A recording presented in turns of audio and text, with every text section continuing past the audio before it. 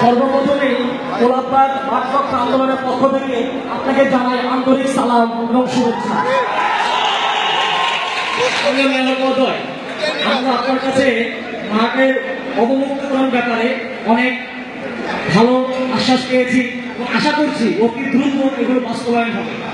আমরা আরেকটা আবেদন আশা করতে চাই আপনার কাছে, মাঠের যে অবস্থা এখন মনে হয় না মাঠটা ওপেন করার পরে 1 বছরের মধ্যে খেলতে পারবো, কারণ যদি এটার ভিতরে যে ঢালাই আছে ওগুলো যদি অপসারণ ঠিক করে না করা হয়, এটা দ্রুত করতে দিতে হবে। প্রথমে আমরা আগে থেকে মুক্ত করি, মুক্ত করে একটা আগালো, তারপরে সেটা ড্রয়িং ডিজাইন করে আবার পরিষ্কার করি, ঠিক আছে?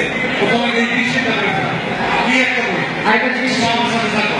আপনার পিতা মাননীয় মেয়র ঢাকার সভাপতি মেয়র হামিদ সাহেব মাঠটির চারপাশে গ্যালারি করে দিয়েছিলেন, যে গ্যালারিগুলো এখন ভেঙে ফেলা হয়েছে।